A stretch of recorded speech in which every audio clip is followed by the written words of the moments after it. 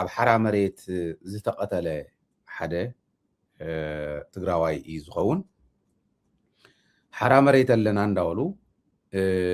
ፀረ ትግራይ ተሰሊፎም ኣፎም ዘዚሮም ዓዶም ክወግኡ ህዝቦም ክወግኡ ዝተዳለው ሸፋቱ ኣብ ዘለውዎ ከባቢ ኣብ ዝሓደርዎ ሰብ እንዳጥፍኡ ይኸዱ ኣለዉ እዚዩ ቀሊል ክመስል ይኽእል እዩ ቀልዲ ክመስል ይኽእል እዩ ኣብዚ ሕዚ እዋን ኮይንና ክንሪኦ ከለና ነገር ግን ግዳያት ናይቱ ናይዚኣቶም ግፍዒ በብገዝኡ ዝኽሰት ዘሎ እንሪኦ ዘለና ስቃይ ግን ንምሕሳብ እውን ዘፀግም እዩ ንኣብነት ተጋዳላይ ዘናው ጌጡ ዝበሃል ኣብ መኸተ ኣብ ቃልሲ ዝነበረ እንደም ተወጊኡ እውን ዝነበረ ሰብ እዩ ውቁዕ እዩ ማለት እየ እዚዩ ሓራ መሬት ኣለና ንዝብሉ ኣታሊሎሞ ከይዱ ከም ዝነበረ ብርግፅ ተወላዲ ማይ ፀብሪ እዩ ትውልዱ ማይ ፀብሪ ኮይኑ ናብሩኡ ግን ኣብ ቆራሪት ከባቢ ዝነበረ እዩ ሕዚ ካብ ነበርቲ ቆራሪት ዝረኸብናዮ እዩ ዝኸውን ዘሎ እቲ መረዳእታ ማለት እዩ እዚ ወዲ ኣዘናው ጌጡ ዝበሃል ኣብ ማይ ፀብሪ ስለ ዝኾነ ትውልዱ ቤተሰቡ ስድርኡ ጠቕላላ ኣብ ማይ ፀብሪ ከባቢ ከም ምዃኖም ይንገር እሞ ሓራ መሬት ያወፂና ኣለና ክበሃል ከሎ ናብ ማይ ፀብሪ ዝነበሩ ኣታሊሎም ወሲዶሞ ኦረዲ ምስኦም ከም ዝፀንሐ ኩነታት እንተረኣዮ ግን ንትግራይ ዝኸውን ኣይኮነን ንህዝቢ ትግራይ ዝኸውን ኣይኮነን ትግራይ ዘድሕን ኣይኮነን ለዚ እዚ ደኣ እሞ ፀረ ትግራይ እንድዩ ትግራይ ከድሕን ተቃሊሰስ ፀረ ትግራይ ኮይነ ክውድእ ነውሪ እዩ ኢሉ ተመሊሱ ናብ ሽረ እንዳስላሰ ከም ዝኸደ ገዲፍዎም ከም ዝኸደ ማለት እዩ ገዲፍዎም ምኻዱ ንዖም ተሓሳሲብዎም ነይሩ እዩ ወዲ ማይ ፀብሪ ከዓ ስለ ዝኾነ ኣብ ማይ ፀብሪ ኣብ ፀለምቲ ከባቢ ዘለው ሸፋቱ ኣብቲ ከባቢ ምስ ዘሎ ማሕበረሰብ ክራኸበሎም ነቲ ከባቢ ከታልለሎም ከላዕለሎም ሓሳብ ስለ ዝነበሮም እዚ ወዲ ካብ ማይ ፀብሪ ካብቲ ዝነበሮ ናይ ሸፋቱ ጉጅለ ናብ ሽረ ከም ዝኸደን ድሓር ከዓ ድሕሪ ግዜ ኩነታት ተረጋጊዒ ኢሉ ምስ ተመለሰ ከዲዕኻና ብዝብል ሒዞም ኣሲሮም መቐንዮም ብዘይ ማይን እኽልን ንሰለስተ ሰሙን ከም ተኣሰረ ሓቢሮምን ኣለዉ ዝፈልጡ ድሓር ግን ንሰለስተ ሰሙን ኣሲሮም ከም ዝቐተልዎን ትማሊ መርድእ ንቤተሰብ ከም ተነገረ ብርግፅ ቅድሚ 3 መዓልቲ ከም ዝቐተልዎ እዩ ነጊሮምና ዘለው እሞ መርድእ ግን ንቤተሰብ ከም ተነገረ ትማሊ ሓቢርና ኣሎ ኣዲኡን በዓልቲ ቤቱን ኣብ ማይ ፀብሪ ከም ዝነበራ ንዕአን ክርኢ ከም ዝኸደ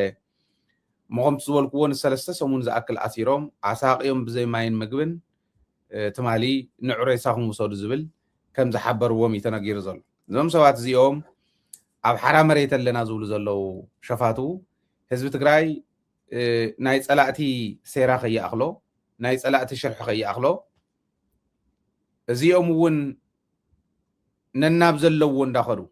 ብፍላይ ማይ ፀብርስ ኣብ ፀለምቲ ዘለውስ ኣብ ዓዶም እዮም እኒኦ መሬት ትግራይ እዩ ንግዚኡ ደኣ ፀላኢ ሓዞ እምበር ህዝቦም ከምዚ ገይሮም ከበሳውሱ ከለው ብጣዕሚ ዝሕዝን ምዃኑ እዩ ንዓይ ዝስማዓኒ መላእ ህዝቢ ትግራይ ነዚ ዘይቕበሎ ምዃኑ ሸፊቶም እሞ ተጋሩ እንዳፅነቱ እስካዕ ሕዚ እኳስ 10 ተጋደልቲ ብዓፋር ወገን ዘለው 10 ተጋደልቲ ከም ዘጥፍኡ ነጊርናኩም ኢና ሕዚ ከዓ እዚ እውን ተጋዳላይ ነበር እዩ ኦረዲ ኸዲዑ ከይዱ ዝነበረ ናብኦም ድሓር ግን ምስ ተረድኦ ተመሊሱ ዝነበረ እዩ እውን ተጋዳላይ እዩ ለዚ መበል 11 ኣጥፊኦም ኣለዉ ማለት እዩ ተመሞንጎ ቀቲሎሞም ዝኸዱ እስካዕ ሕዚ ሪፖርት ዘይገበርናዮም ገዲፍና 11 ተጋደልቲ ካብ ሓደ መስርዕ ንላዕሊ ዝኾነ ቁፅሪ ተጋደልቲ እየ ዝብል ዘሎ እዮም ኣጥፊኦምልና እኒኦም እዚኣቶም ዕድል ረኺቦም ናብ መሬት ትግራይ እንተዝኣቱ ነይሮም ብዓፋር ዘለው بسقط زلو توم ጸለምት እኒውን ናፍታ ሕዚ ግዝያዊ ምሕዳር ዘመሓድራ ዘሎ ትግራይ እንተዝኣቱ ነይሮም ወይ ንሶምን ንዕኦም ዝለኣኽዎምን ስልጣን እንተዝሕዙ ነይሮም ናብ ከመይ ዝበለ ጉዳጉድ ክእትውና ከም ዝኽእሉ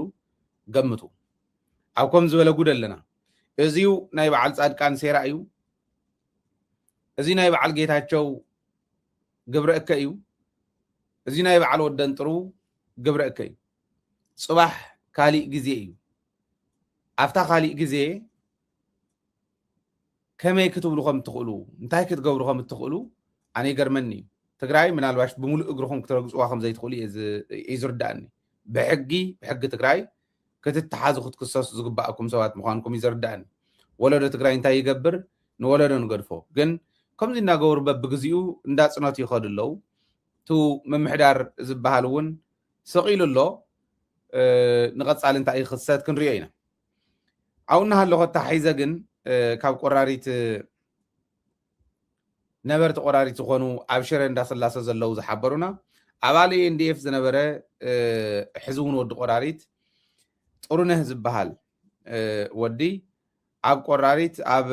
ሕርሽኡ ዝነበረሉ እዋን ብጨካናት ብፋስን ብኻሊእን ተጨፍጭፉ ተደብዲቡ ዝተቐተለ ምዃኑ 2011 ካብ መከላከያ ተሰናበተ እዩ። ካብ ናይ ኢትዮጵያ ሰራዊት ተሰናበተ እዩ። እዚ እውን ጨፍጭፎም ጨካናት ከም ዘጥፍእዎ ሓቢሮምና ኣለዉ። እዚዩ መረዳእታ ስለ ዝኾነ እዩ ዘሕልፎ ዘሎ። ብዋናነት ግን ከምዚ ዓይነት ነገር ንክበፅሕ እቲ ዋና ምኽንያት ኮይኑ ድኹዕ ኮይኑ ዘገልግል ዘሎ ናይ መሪሕነት ትግራይ ስቕታ እዩ ዝብል እምነት ኣለኒ። ገለ ሰባት እንታይ እሞ ክገብር ትደልዮ ዝብሉ ኣይሰኣኑን። መሪሕነት ትግራይ እዞም ኣብ ጸለምቲ ይኹኑ ዓፋር ይኹኑ ኣብ ሰቆጣ ዘለው እዚኣቶም ጠጠው ኣቢሎም እለዮም ኢሉ ኣብዪ ኣሕመድ ክነገር እምብለይ እንተኢሉ እውን ዓለም ብትሰምዖ ደረጃ ንሕና እኮ ባዕልና ኣቀናጅና ንሰርሕ ኣለና እምበር መረዳእታ ኣብዚ በፂሕና ኣለና ዝብል ስለተዋህበና እውን ኣይኮነን። ከምኡ ይሃውናን ኣብዚ በፂሕና ኣለና እሞ በዚ ሓግዙና ይበሉናን ወይ እዚ ፕላትፎርም ዝተጠቂምና ንዓለም ክነረድእ ንኢትዮጵያውያን ክነረድእ ይበሉ። ስቕ ያኒያ ስቕ ክዓመልሰ ኣይኮነን። ስለዚ ብደንቢ እንተዝሰርሕሉ ግርም ነይሩ ዝብል እምነት ኣለኒ። እዚ ኮይኑ ኣሎ